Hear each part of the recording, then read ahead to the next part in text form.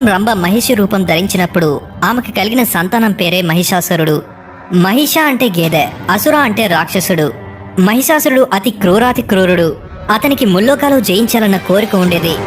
అందుకోసం మరణం తన దరికి చేరకుండా ఉండేందుకు బ్రహ్మదేవుని కోసం తీవ్రమైన తపస్సు చేసి ఆయన్ని ప్రసన్నం చేసుకుంటాడు. బ్రహ్మదేవ, నాకు ఎటువంటి మగప్రాణి నుండి మరణం సంభవించకుండా ఉండేలా వరమివ్వు. ఎలాగూ నాకు ఈ శక్తిహీనులైన ఆడవారంటే భయం లేదు అని అంటాడు మహిషాసురుడు. సరే అని బ్రహ్మదేవుడు అతను కోరిన వరం ఇస్తాడు. దాంతో అతని ఆకృత్యాలు మరింత పెరిగి యజ్ఞాలు చేసేవారిని చంపేసేవాడు, వేదపఠనం చేసేవారిని హింసించేవాడు. భయంతో ఎవ్వరూ యజ్ఞాలు కానీ వేదపఠనం కానీ చేయకుండా మానేశారు. చివరికి శివకేశవుల పూజను కూడా నిషేధించాడా రాక్షసుడు. స్వర్గంపై దండెత్తి దేవతలను చిత్రహింసలు పెట్టి అమరావతిని ఆక్రమించాడు. సకల దేవతలు అతనికి మగప్రాణి నుండి ఎటువంటి భయం లేదు కాబట్టి అందరూ కలిసి జగన్మాత పరమేశ్వరి దగ్గరికి వెళ్ళి ఆమెని శరణు వేడారు. అమ్మవారు తన అంశతో, హరిహరుల అంశతో సకల దేవతల తపశ్శక్తిని మేళవించి భయంకరమైన చండికాదేవి రూపాన్ని ధరిస్తుంది. భగభగ మండుతున్న ఎర్రటి నేత్రాలతో, దేవతలు సమర్పించిన ఆయుధాలతో కథన రంగంలోకి దూకింద అమ్మవారు. ఆ మహిషాసురునితో ఘోరమైన యుద్ధం చేయనారంభించింది చండికాదేవి. అలా 15 రోజుల పాటు భీకరమైన యుద్ధం జరుగుతుంది. మహిషాసురుడు తన రూపాన్ని మారుస్తూ ఆ దేవత నుండి తప్పించుకుంటూ ఉంటాడు. చివరిగా ఆ అసురుడు మహిష రూపం ధరించినప్పుడు ఆ చండికామాత తన ఎడమకాలితో తొక్కి త్రిశూలంతో అతని తలని ఖండిస్తుంది. అలా జగన్మాత లోకాలకి శాంతిని కలిగిస్తుంది. తన అన్నైన మహిషాసురుని మరణం గురించి తెలుసుకున్న మహిషి కోపంతో ఊగిపోతూ దేవతలపై తీవ్రమైన పగతో రగిలిపోతూ ఉంటుంది. దేవతలకి నరకాన్ని చూపించాలని నిర్ణయించుకొని అందుకోసం బ్రహ్మ గురించి కఠోరమైన తపస్సు చేయనారంభించింది. ఆమె కర్ణ కఠోరమైన స్వరంతో లోకాలు దద్దరిల్లుతున్నాయి. అలా ఎంతగా తపస్సు చేసినా బ్రహ్మ రాకపోయేసరికి మహిషి పట్టు విడవకుండా తన శరీరం ఎముకల గూడులా మారిపోతున్నా తపస్సు చేస్తూనే ఉండిపోయింది. చివరికి ఆ బ్రహ్మదేవుడు రాక తప్పలేదు. మహిషి, నీ తపస్సుకు మెచ్చాను. నీకేం వరం కావాలో కోరుకో. దేవా, నేను ఇంద్రాది దేవతలను కూడా అలవోకగా జయించగలను. కానీ ఆ హరిహరులు పన్నాగాలు వేసి నన్ను చంపెదరు. అసలే మా అన్నను కుట్రపూరితంగా చంపారు. ఆయన్ని కోల్పోయిన బాధ నన్ను కలిచివేస్తున్నది. అందుచేత హరిహరుల నుండి నాకు మరణం లేకుండా చెయ్యము అని అంటుంది. బ్రహ్మ సంశయంలో ఉండగా మహిషి వెంటనే, అలా లేని ఎడల హరిహరులకు జన్మించిన బిడ్డ వల్ల నాకు మరణాన్ని సంభవించేలా వరం ఇవ్వు దేవా. అంతేకాకుండా అతను 12 ఏళ్లు సాధారణ మనిషిలా భూలోకవాసం చేసిన తర్వాతే నన్ను చంపే శక్తి అతనికి సంక్రమించేలా చేయండి అంటుంది. బ్రహ్మ తదాస్తు అని పలికి అక్కడి నుంచి వెళ్ళిపోతాడు. ఆ రాక్షసి ఉద్దేశం ఏంటంటే, శివకేశవులు ఇద్దరు మగవారు కదా, మరి వారికి బిడ్డలు ఎలా జన్మిస్తారు అనుకుని తన తెలివిని తానే మెచ్చుకుంటూ వికటట్టహాసంగా నవ్వసాగింది. ఇది ఇలా ఉండగా భస్మాసురుడనే రాక్షసుడు పరమేశ్వరుని కోసం ఒంటికాలమైన ఘోరమైన తపస్సు చేయసాగాడు. అతని భక్తికి మెచ్చిన పరమేశ్వరుడు ఏం వరం కావాలో కోరుకోమంటాడు. అతను ఒక విచిత్రమైన కోరిక కోరుకోవాలి అనుకుంటాడు. తన శత్రువులు ఎటువంటి బాధ నొప్పి లేకుండా, తన చేతులకి కష్టం లేకుండా, ఎటువంటి ఆయుధాలు లేకపోయినా ఎదుటివారిని క్షణాల్లో చంపేయాలి అనుకుంటాడు. దానికోసం అతను ఎవరి తలపైనైతే చేయి పెడతాడో వారు భస్మం అయిపోవాలని కోరుకుంటాడు. దాంతో శివుడు ఆలోచనలో పడి, ఈ కోరిక వలన ఇతరులకి హాని జరిగే ప్రమాదం ఉంది, మరేదైనా కోరిక కోరుకో భస్మాసురా అని అంటాడు. శివ, నిన్ను మెప్పించిన భక్తునికి ఇదేనా నీవిచ్చే విలువ? తగదు ఈశ్వర, ఎట్టి పరిస్థితుల్లోనూ నాకు భస్మం చేసే వరమే కావాలని పట్టుబడతాడు. ఇక శివుడు చేసేదేం లేక తదాస్తని వరమిస్తాడు. దాంతో ఆ వరంతో 1000 ఏనుగుల శక్తి వచ్చిన భస్మాసురుడు, ఓ పరమేశ్వర, నేను వరం అడిగితే తటపటాయించావు. నీవు వరం ఇచ్చితివో లేదునో నాకెలా తెలుస్తుంది? అందుకే నీ తలపైనే చేయి పెట్టి నాకు నీవిచ్చిన భస్మశక్తిని ప్రయోగించదా అని అంటాడు. దాంతో ఆ పరమేశ్వరుడికి ఏం చేయాలో అర్థం కాక పరుగులందుకుంటాడు. ఇదంతా దివ్య నేత్రములతో చూస్తున్న ఆ శ్రీహరి వెంటపడుతున్న భస్మాసురుణ్ణి చూసి నవ్వుతూ శివునికి వచ్చిన ఆపద నుంచి తప్పించడానికి వయ్యారాల అందగత్తె మోహిని రూపంలో అక్కడికి వస్తాడు. ఆమె అందాన్ని చూసి ఒక్కసారిగా ఆ భస్మాసురునికి మతి భ్రమిస్తుంది. ఆహా, రాక్షస సుందరాంగుడా, ఏమి ఈ పిచ్చిగడ్డము? చూడ్డానికి ఇంతగా నిగనిగలాడుతున్నావే, కాస్త ఆగుము, ఎందుకీ పిచ్చి పరుగులు అని మైకపు కళ్ళతో మునిపంటితో పెదాల్ని కొరుకుతుంది. దాంతో ఆ భస్మాసురునికి గుండె జారినంత పనైపోతుంది. ఆ మోహిని మాయలో పడి ఆమె నాట్యం చేస్తుంటే అతను కూడా నాట్యం చేశాడు. ఆమె నవ్వు విసిరితే అతను కూడా నవ్వాడు. ఆమెని తన కౌగిలలో బంధించడానికి చూపులు కలుపుతూ ఆ వికారమైన ముఖంతో శృంగారాన్ని ఒలికిస్తూ దరికి చేరాడు. కానీ ఆ మోహిని తప్పించుకుంటూ కాస్త దూరంగా వెళ్ళి దగ్గరగా రమ్మని సైగ చేస్తూ ఒక భంగిమాచరిస్తూ తన చేతిని తలపైన పెట్టింది. అతను కూడా అదే మాయలో తన చేతిని తలపైన పెట్టుకున్నాడు. అంతే, ఇక భస్మమైపోయాడు. శివుడు కూడా ఆ మోహిని మాయలో పడి ఆమె ఒంటి నుండి వస్తున్న ఆ పరిమళాలకి తనని తాను మైమర్చిపోయి, ఎవరు నీవు అని మహాశివుడు అనగా, నేను ఎవరిని కాదు, మీరు నన్ను ఎలా చూస్తే అలా కనిపిస్తాను అంటుంది. ఆ క్షణంలో పరమేశ్వరుడు అలా చూస్తూ ఉండిపోయాడు. కానీ దాని వెనుకున్న పరమార్థం ఏమిటో మున్ముందు మీకే తెలుస్తుంది. హరిహరులిద్దరూ రసవత్తరంగా నాట్యమాడగా వారి కలయికతో ఒక శ్వేత బిందువు ఉద్భవిస్తుంది. అందులో నుండి హరిహరుల శక్తితో ప్రకాశవంతమైన వెలుగులో అయ్యప్ప స్వామివారు ఉద్భవిస్తారు. శివపురాణంలో ఇలా హరిహరుల కలయిక ఉండదు. సరే, అయ్యప్ప స్వామివారి పుట్టుక లోకాలను పీడిస్తున్న మహిషిని అంతం చేయడం కోసమే. బ్రహ్మ ఇచ్చిన వరం కారణంగా హరిహరుల కలయిక జరుగుతుంది. కలియుగంలో ధర్మం ఒంటి పాదం పైన నిలబడి ఉంటుంది. ధర్మదేవతకి భారాన్ని తగ్గించడానికి, లోకానికి శాంతి కలిగించడానికి అయ్యప్ప స్వామివారు ఉద్భవిస్తారు. ఆ తర్వాత ఏం జరుగుతుంది? అయ్యప్ప స్వామివారి చరిత్ర. కలియుగంలో ధర్మం ఒంటి పాదంపై నడుస్తూ ఉంటుంది. ఆ ధర్మాన్ని కాపాడేందుకు హరిహరుల కలయికతో అయ్యప్ప స్వామివారు ఉద్భవిస్తారు. అందుకే ఆ హరిహర సుతుణ్ణి ధర్మశస్త అని కూడా పిలుస్తుంటారు. బాలుడైన అయ్యప్ప స్వామివారిని హరిహరుల పంబా నది తీరం దగ్గర వదిలి వెళ్ళిపోతారు. ముగ్ధ మనోహరమైన ముఖ వచ్చస్సుతో ఒక దట్టమైన అడవిలో పడుకొని దోలాడుతూ నవ్వుతుంటాడు ఆ స్వామి. ఆ బాలుని మెడలో ఒక సువర్ణ గంట కట్టబడి మెల్లగా మ్రోగుతూ దేదీప్యమానంగా వెలిగిపోతూ కనిపిస్తూ ఉంటుంది. ఆ సువర్ణ గంట పేరు మణి. అది కంఠాన ధరించి ఉంది కాబట్టి ఆయనకి మణికంఠ అన్న పేరు వచ్చిందని చెప్తుంటారు. ఆ ప్రకాశానికి వేటకు వెళ్తున్న పందల రాజపు రాజు రాజశేఖరుని చూపు ఆ బాలుడిపై పడుతుంది. క్రూర మృగాలు తిరిగే ఈ కారడవిలో ఇక్కడ ఈ బాలుణ్ణి ఎవరు వదిలేశారో అని అటు ఇటు చూస్తారు. కానీ ఆయనకి ఎవరూ కనిపించరు. మహాశివుడు ఒక ముని రూపంలో వచ్చి, ఈ బిడ్డ నీకు దేవుడిచ్చిన బిడ్డలా చూసుకో, నీకు బిడ్డలు లేరు కదా అనగానే, అవును స్వామి, ఆ పరమేశ్వరుడే నాకు ఈ బిడ్డను ప్రసాదించాడేమో అని సంతోషిస్తూ ఆ ముద్దుగొలిపే బాలుని వైపు చూడగా ఆ బిడ్డ నవ్వుతూ కనిపించాడు. తన చేతులపై ఎత్తుకుని రాజు సంతోషంగా ఆ పిల్లాడిని రాణి దగ్గరికి తీసుకెళ్తాడు. ఆమె కూడా చాలా సంబరపడిపోతూ ఆ బిడ్డని అపురూపంగా పెంచుతూ వస్తుంది. స్వామి వచ్చిన వేళ విశేషణ 1 సంవత్సరం తిరగక ముందే రాజ్యంలో ఎన్నో మార్పులు వచ్చాయి. రాజ్యం సుభిక్షంగా కలకలాడుతూ వచ్చింది. మహారాణికి కడుపు పండి ఒక పిల్లాడు జన్మించాడు. అతని పేరు రాజరాజుగా నామకరణం చేస్తారా దంపతులు. అయ్యప్ప స్వామివారు చిన్న వయసులోనే రాజగురువు దగ్గర అస్త్రశస్త్రాలని సకల విద్యల్ని నేర్చుకునేస్తాడు. ఎంతో దూరం నుండి చెట్టుకు వేలాడుతున్న మామిడిపళ్ళ గుత్తిని అంచనా వేసి గురి తప్పకుండా ఆ గుత్తికి మాత్రమే కొట్టేవాడు. ఇది చూసిన గురువుకి అర్థమైపోతుంది అతను సామాన్యమైన వ్యక్తి కాదని. దైవ లక్షణాలు ఆ బాలుడిలో కనిపిస్తున్నాయి. కానీ ఏ కార్యం మీద ఈ బాలస్వామి ఇక్కడికి వచ్చారో అని ఆయన్ని చూస్తూ మురిసిపోయేవాడా గురువు. తన గురువు కుమారుడు పుట్టడమే చూపు లేకుండా చెవిటితో పుట్టిన పిల్లాడిని చూసి గురువు బాధపడుతుండగా మణికంఠుడు ఆ పిల్లాడికి చూపుని ప్రసాదిస్తాడు. పిల్లాడి అవిటితనాన్ని పోగొట్టి గురుదక్షిణ తీర్చుకుంటాడు. ప్రజలందరూ అయ్యా, అప్ప అంటూ ఎప్పుడూ అయ్యప్ప స్వామి చూపిస్తున్న ప్రేమకి అతని విలువిద్యని చూస్తూ ఉండిపోయేవారు. కన్న తల్లిదండ్రులు కాకపోయినా ఆయన వారిని అమితమైన ప్రేమానురాగాలతో చూసేవాడు. అయ్యప్ప స్వామివారికి యుక్త వయసు రానే వచ్చింది. రాజశేఖరుడు తన పందల రాజ్యపు రాజుగా మణికంఠుడికి పట్టాభిషేకం చేయాలని నిర్ణయించుకుంటాడు. ఇదే విషయం అందరికీ చెప్పి వారి సలహా అడుగుతాడు. సభాముఖంగా అందరూ సంతోషిస్తారు, ఒక్క ప్రధానమంత్రి తప్ప. ఎందుకంటే అయ్యప్ప స్వామి మంత్రి ఆటల్ని సాగించేవాడు కాదు. ఆయన ఆవిలిస్తే పేగులు లెక్కపెట్టి తప్పుల్ని ఎత్తి చూపేవాడు. అందుకే ఎట్టి పరిస్థితుల్లోనూ మణికంఠునికి పట్టాభిషేకం జరగకూడదని భావించి మహారాణి దగ్గరికి వెళ్లి తన పావుల్ని కదిపాడు మంత్రి. తల్లి, ఏమిటి మీరందరూ చేస్తున్న ద్రోహం? సొంత కుమారుడుండగా దత్తపుత్రునికి పట్టాభిషేకం చేయుటయా? నీ పిల్లాడు పెద్దయ్యాక పదవి కోరుకోడా? కన్న తల్లిగా అతన్ని మీరు మోసం చేసినట్టు కాదా? అతను ఒక బానిసగా మణికంఠుని దగ్గరే ఉండిపోవాల్సిందేనా? మీరే ఆలోచించుకోండి అని చెప్పి విషం చల్లుతాడా ఆ మంత్రి. మొదట ఆ మాటల్ని పట్టించుకొని మహారాణి ఆ తర్వాత తల్లి ప్రేమ గుర్తొచ్చి కంగారపడి మణికంఠుడు రాజు అవ్వకూడదని నిర్ణయించుకుంటుంది.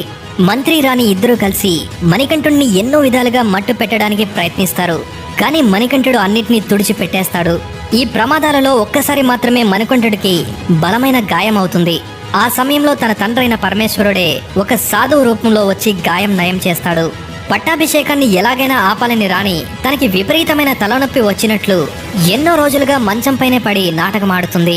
మంత్రి పురమాయించిన వైద్యులందరూ రాణిగారికి ఆ తలనొప్పి తగ్గాలంటే పులిపాలు తీసుకురావాలని చెప్తారు. పులిపాలు తేవాలంటే అది అప్పుడే పిల్లలకి జన్మనిచ్చి ఉండాలి. అలాంటి దాని జోలికెళ్తే ఖచ్చితంగా ప్రాణాల్ని హరించేస్తుంది. రాజ్యంలో ఎంతో మంది వీరులు పులిపాలు తేవడానికి వెళ్లి ఒట్టి చేతులతో తిరిగి వస్తారు. తండ్రి, పులిపాలు తేవడానికి నన్ను పంపించండి అని అయ్యప్ప అడగగా రాజైన రాజశేఖరుడు అస్సలు ఒప్పుకోడు. కానీ అయ్యప్ప స్వామివారు ఎలాగోలో ఒప్పించి అడవికి వెళ్తుండగా ప్రయాణానికి కావాల్సిన ఏర్పాట్లు రాజు దగ్గరుండి చేస్తాడు. 2 అరులు గల మాసిపోకుండా ఉండే నీలం రంగు సంచులలో ఒక 3 కన్నుల టెంకాయ, భగవంతుని కొరకు నివేదన వస్తువులు, 2వ అరలో యాత్రకు ఉపయోగించే సామాగ్రి, తినబండరాలు దినుసులు కట్టి ఆ సంచిని మణికంఠునికి ప్రేమతో అప్పగిస్తాడు రాజు. ఆ మూటని ఇరుముడి అంటారు. ఈ ఇరుముడిని శిరస్సున ధరించి క్రూరమృగాలు తిరిగే అడవిలో ఒంటరిగా ప్రయాణిస్తుంటాడు మణికంఠుడు. ముల్లోకాల్ని పీడిస్తూ దేవతల్ని చిత్రహింసలు పెడుతూ ఆ అడవిలోని గిరిజనుల ప్రాణాలు హరించేస్తున్న మహిషితో యుద్ధం చేసే సమయం రానే వచ్చింది. నారదుడు నారాయణ నారాయణ అంటూ మహిషి చెంతకు వెళ్లి నిన్ను అంతమందించడానికి ఆ హరిహర శుద్ధుడు వచ్చేశాడు అనగానే భారీ కాయురాలైన మహిషి కోపంతో ఊగిపోయింది. అయ్యప్ప స్వామివారు ఆ మహిషితో భీకరమైన యుద్ధానికి తలపడతాడు. మహిషి అడుగులకి పెద్ద పెద్ద వృక్షాలే నేల కొరిగిపోతున్నాయి. ఆ యుద్ధాన్ని చూడ్డానికి దేవతలు భూమికి దిగొచ్చారు. గేదమొహంతో ఆవేశంతో రగిలిపోతూ ఒక్కసారిగా స్వామి మీదకు దూకింది. అయ్యప్ప స్వామివారు ఆ మహిషిని పట్టుకుని నేలకేసి బలంగా పాదాడు. ఆ తర్వాత ఆ మహిషిపై తాండవమాడాడు. దాంతో ఉక్కిరి బిక్కిరి అయిపోయి ఊపిరాడక ఆ మహిషి మరణిస్తుంది. మరణించిన ఆ ఘోరమైన శరీరం నుండి లీలావతి అనే అందగత్తె బయటికి వస్తుంది. ఆమె పూర్వజన్మలో ఒక మహాముని కుమార్తె. అంత చందాలు కలగలిసిన సుందరి. ముని దగ్గర శిష్యరికం చేస్తున్న దత్తాత్రేయునిపై ఆమె మనసు పడి తన వాంఛ తీర్చుకోవడానికి దత్తాత్రేయుని వివాహం చేసుకుంటానని తన తండ్రితో అంటుంది. తల్లి, నా దగ్గర శిష్యరికం చేస్తున్న ఆ దత్తాత్రేయుడు నీకు అన్నలాంటివాడు. సమయం వచ్చినప్పుడు నీకు మంచి వరుడిని చూసి వివాహం చేస్తాను. కాబట్టి నీ వ్యర్థమైన ఆలోచనలు మానుకో అంటాడు. అతను నాకెందుకు అన్నవుతాడు అని ఆ ముని ఎంత చెప్పినా వినకపోవడంతో ఏమిటి మహిషిలా ఈ పిచ్చి మోహం, వచ్చే జన్మలో నీవు మహిషివై పుట్టుగాక అని శపిస్తాడు. అలా ఆ తర్వాత జన్మలో లీలావతి మహిషిలా పుడుతుంది. ఇక అయ్యప్ప స్వామివారి చేతిలో మరణించాక ఆమెకి శాప విమోచనం కలుగుతుంది. మన్మధుడు వంటి ఆ స్వామిని చూడగానే లీలావతి సిగ్గుపడుతూ సన్నగా నవ్వుతూ తనని పెళ్లి చేసుకోమని వేడుకుంటుంది. లీలావతి, ఇంకనూ నీ మోహపు వాసనలు వీడలేకపోతున్నావే. ఈ జన్మలో నేను అస్కలిత బ్రహ్మచారిని కాబట్టి నేను ఎవరిని వివాహం చేసుకోను. మరేదైనా కోరిక ఉంటే అడుగుము అని స్వామివారు అంటారు. లీలావతి కంట నీరు కారుతుండగా స్వామి, నన్ను క్షమించండి. మీకు ఎల్లప్పుడూ పూజ చేసుకుంటూ ఉండేలా నన్ను ఆశీర్వదించండి స్వామి అని కోరుకుంటుంది. దాంతో మిక్కిలి సంతోషించిన స్వామివారు ఇక మీదట నీవు మాలికా పురత్తమ్మగా నా భక్తుల చేత పూజలు అందుకుంటావు, వారిని కటాక్షించు అని స్వామివారు సెలవిస్తారు. దాంతో నేటికి ఆ మహిషి రూపధారి అయిన లీలావతి మాలికా పురత్తమ్మగా శబరిమలలో పూజలు అందుకుంటూ ఉంటుంది. ఇదంతా గమనిస్తున్న పరమేశ్వరుడు మణికంఠుని దగ్గరికి వచ్చి, నాయనా, ఇక నీవు ఈ భూమి మీదకి వచ్చిన కార్యం ముగిసింది అనగానే, లేదు స్వామి, నేను చేయాల్సిన కార్యం ఇంకా మిగిలే ఉంది. పులిపాలు తెస్తానని నన్ను పెంచిన తల్లికి మాట ఇచ్చాను. అది పూర్తి చేసుకున్న తర్వాత నేను ఈ అవతారాన్ని చాలిస్తాను అంటాడు. అప్పుడే ఇంద్రాది దేవతలు, నీ వలన లోకాలకి శాంతి కలిగింది కాబట్టి మేమందరం నీకోసం పులులుగా మారతాం, మీరు కాదనకుండా మా పైన ఎక్కండి అని ఇంద్రాది దేవతలు అడగగానే స్వామివారు చిరునవ్వుతో సరేనని ఒక పులి మీద ఎక్కి రాజ్యానికి వెళ్తుంటాడు. పులుల గుంపు మధ్య మణికంఠుని చూసిన ప్రజలు మూర్ఛల్లి పడిపోయారు. మరికొంతమంది భయంతో పరుగులందుకున్నారు. కోట చేరుకున్నాక మణికంఠుణ్ణి రాజా రాణి చూస్తారు. కపట బుద్ధితో కుట్రలకు పాల్పడిన రాణి ప్రధానమంత్రులకి కాసేపు ఇంద్రియాలు పని చేయకపోయాయి. వెంటనే వారు స్వామివారితో, స్వామి, ఈ పులులను పంపించేసేయండి, మాకు భయంగానుంది, మా తప్పులని క్షమించండి స్వామి అని వేడుకుంటారు. స్వామి, మీరు సాధారణ వ్యక్తి కాదని మేము గుర్తించలేకపోయాం, మా తప్పులని మన్నించి మీరు ఈ రాజ్యానికి రాజుగా పట్టాభిషిక్తుడవ్వండి అని పరిపరి విధాలా వేడుకుంటారు. మణికంఠుడు వారిని ఒక చిరునవ్వుతో క్షమించేశాడు. కానీ తల్లిదండ్రులారా, నేను వచ్చిన కార్యం ముగిసినది కాబట్టి నా అవతారం ముగించే సమయం ఆసన్నమైంది అని మణికంఠుడు అనగానే మిగిలిన దేవతామూర్తులు తమ నిజరూపాన్ని ధరించారు. ఆ దేవతలు మనస్ఫూర్తిగా అక్కడి వారిని ఆశీర్వదించి తమ లోకాలకి వెళ్ళిపోతారు. నాకు ఎందులకు ఈ రాజ్యములు, నా తమ్ముడికే ఇవి సిద్ధించాలి అని ఎంత చెప్పినా వినకుండా బలవంతం చేస్తున్న తల్లిదండ్రులతో, మీరు నన్ను అయ్యా అప్ప అని ఇన్ని రోజులు ఎంతో ప్రేమగా పిలిచారు, ఇక మీదట నా భక్తులు నన్ను అయ్యప్ప అని ప్రేమగా పిలుచుకుంటారు. ఈ బాణం ఎక్కడ పడితే అక్కడ నాకు మందిరాన్ని నిర్మించండి అని మణికంఠుడు అంటాడు. ధనస్సు నుండి వేగంగా గాల్లోకి దూసుకుపోతున్న బాణం శబరిమలలో నేలకి బలంగా గుచ్చుకుని నిలబడుతుంది. నన్ను మనస్ఫూర్తిగా భక్తి శ్రద్ధలతో మండలం రోజులు మాల ధరించి నన్ను ఇష్టంగా కొలిచి పాదరక్షలు లేకుండా ఎటువంటి వ్యామోహాలు లేకుండా నిత్యం నన్నే తలుస్తూ ఎవరైతే నేను చెప్పిన 18 నియమాలు పాటిస్తారో వారు కోరుకున్నది ప్రసాదిస్తాను అని చెప్పి మాయమైపోతాడు. మండలం అంటే 41 రోజులు, కొంతమంది 45 రోజులని, మరికొంతమంది 49 రోజులని ఏవేవో చెప్పుకుంటూ ఉంటారు. ఈ విషయాన్ని గమనించగలరు. స్వామివారి ఇష్టానుసారం రాజు అక్కడ ఆలయాన్ని నిర్మిస్తాడు. 18 మెట్లు ఆయనే కట్టిస్తాడు. విగ్రహాన్ని ప్రతిష్ఠించడంలో కాస్త అనుమానాలు తలెత్తడంతో ఆలోచనలో పడతాడు రాజు. అప్పుడు స్వయంగా ఆ అయ్యప్ప స్వామివారే పరశురాముణ్ణి పంపించి తన విగ్రహాన్ని ప్రతిష్ఠింపచేస్తాడు. అప్పటి నుండి స్వామివారు శబరిమలలో శిలారూపంలో ఉంటూ మాలలు ధరించి వస్తున్న భక్తుల్ని కటాక్షిస్తూ ఉన్నారు. 18 కొండలెక్కి అష్ట కష్టాలు పడి ఆఖరికి 18 మెట్లెక్కి స్వామిని దర్శించుకుంటారు. ఈ మండల దీక్ష తర్వాత ఎంతో మంది తాగుడు మానేసిన వారిని మనం చూసే ఉంటాం.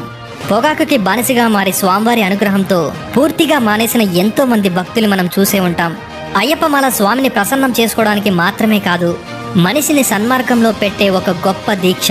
స్వామియే శరణమయ్యప్ప. అయ్యప్ప స్వామివారి గురించి మరిన్ని వీడియోలు కావాలి అంటే స్వామి శరణం అని కామెంట్ చేయండి. Thank you. అయ్యప్ప స్వామివారి కాళ్ళకి పట్టం ఎందుకు కట్టి ఉంటుంది? పట్టం అంటే బెల్ట్.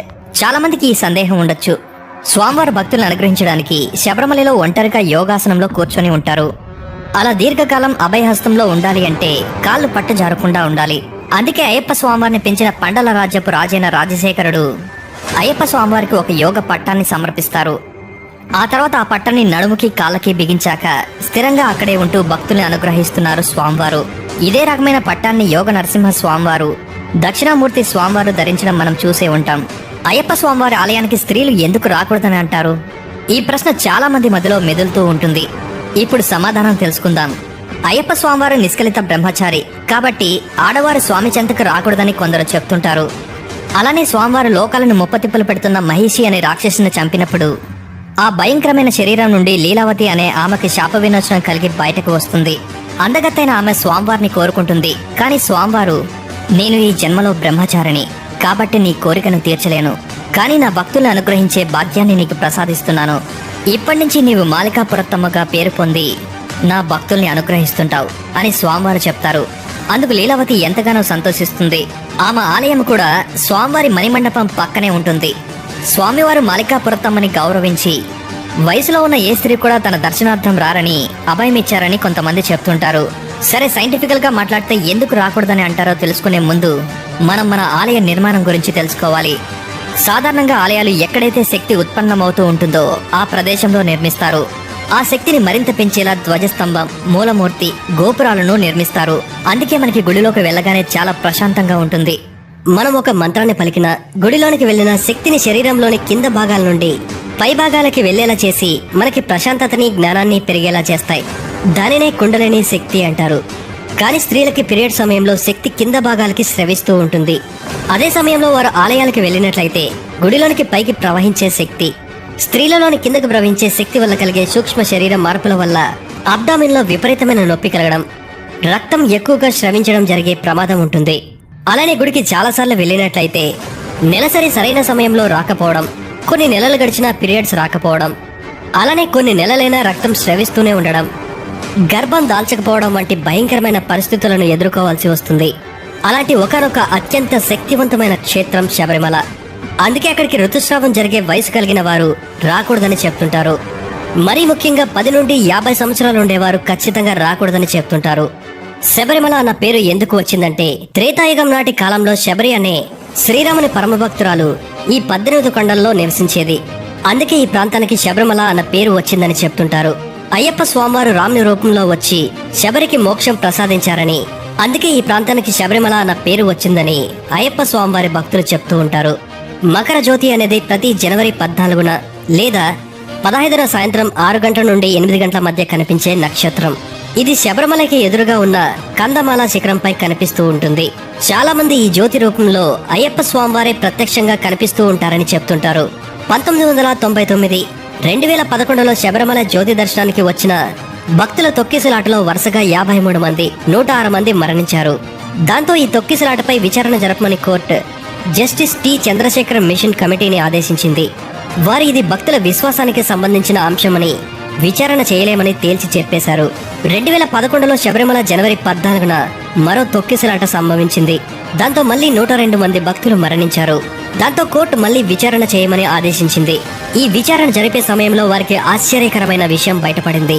ఆ వెలుగు శబరిమల నుండి కనిపించే ఖగోళ కాంతి అని, అది మానవ నిర్మితం కాదని తేల్చి చెప్పింది కమిటీ. దీన్నే మకర జ్యోతి అంటారు. మకర జ్యోతికి మకర విలస్కుకి తేడా ఉంటుంది. మకర విలస్కు అనేది పొన్నామల మేడులో గిరిజనులు ఒక జ్యోతిని వెలిగిస్తే వచ్చే కాంతి. 4 కిలోమీటర్ల నుండి చూసే భక్తులకి ఇది మకర జ్యోతిలా కనిపిస్తుందని, కాబట్టి కొంతమంది వీటి మధ్య తేడా తెలియక మకర జ్యోతి అనేది అబద్ధమని చెప్తూ ఉంటారు. ఈ ముఖ్యమైన విషయంలో అందరికీ ఒక క్లారిటీ వచ్చిందని భావిస్తున్నాం. శబరిమల భారతదేశంలోనే ఒకానొక సంపన్నమైన దేవాలయం. మేల్ శాంతియులకి అంటే ఆలయ ప్రధాన పూజారులకి దాదాపు 52 లక్షలు దక్షిణగా కేవలం 56 రోజుల్లోనే వస్తుందని చెప్తుంటారు. ఈ మేల్ శాంతియులని ఒక సంవత్సరానికి గాను ఎంచుకుంటారు. చీటీలలో తమ పేర్లను వేసిన తర్వాత ఎవరి పేరైతే వస్తుందో వారిని మేల్ శాంతియులుగా ఎంచుకుంటారు. అయ్యప్ప స్వామివారి ప్రసాదం ఎంత అద్భుతంగా ఉంటుందో మనందరికీ తెలుసు. ఆ ప్రసాదాన్ని అరవణి ప్రసాదం అంటారు. బియ్యం, నెయ్యి, బెల్లాన్ని ఉపయోగించి ఆ ప్రసాదాన్ని తయారు చేస్తారు. చలికాలంలో ఈ ప్రసాదాన్ని తింటే ఒంట్లో వేడిని కలిగిస్తుంది. ఈ ప్రసాదానికి ఉపయోగించే బియ్యం మావలిక్కర్లోని ట్రావెన్కూర్ బోర్డ్ పరిధిలోని చిట్టికులకర ఆలయం నుండి తీసుకువస్తుంటారు. అయ్యప్ప స్వామివారి మాల ధరించే భక్తుల దుస్తులు నలుపు లేదా నీలం రంగులో ఉంటాయి. ఏలినాటి శని 7 సంవత్సరాలుంటుంది. అయ్యప్ప స్వామివారు శనిదేవునితో ఎందుకు ప్రజల్ని అంతగా పీడిస్తున్నావనగా, దేవా అది నా కర్తవ్యం, అందుకే నేను ఆ పని చేయక తప్పడం లేదు అని శనిదేవుడు అయ్యప్ప స్వామితో చెప్పుకుంటాడు. దాంతో సరే అని అయ్యప్ప స్వామి నా భక్తులు అష్టకష్టాలు పడుతూ వారి అలవాట్లను దూరం చేసుకుని అడుక్కొని భిక్ష చేస్తూ చలికి వణుకుతూ కఠినమైన నియమనిష్టలు పాటిస్తూ జుట్టుని కానీ గోర్లని కానీ కత్తిరించకుండా 41 రోజులు నా కఠినమైన మండల దీక్షను పూర్తి చేస్తారు. అలానే నీకు నచ్చిన నల్లని దుస్తులను ధరిస్తారు. అటువంటి వారికి శని ప్రభావం లేకుండా చెయ్యి అంటే శని భగవానుడు సరే స్వామి అని మాట ఇస్తాడు. అందుకే అయ్యప్ప స్వామివారి భక్తులు నల్లని దుస్తులను ధరిస్తూ ఉంటారు. అయ్యప్ప స్వామివారు 41 రోజులు మాల వేస్తేనే దీక్షకు సంపూర్ణత లభిస్తుంది.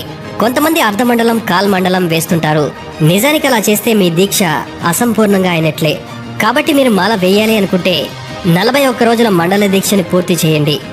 వీడియో నచ్చినట్లయితే మీ వాళ్ళందరికీ షేర్ చేయండి. స్వామియే శరణమయ్యప్ప.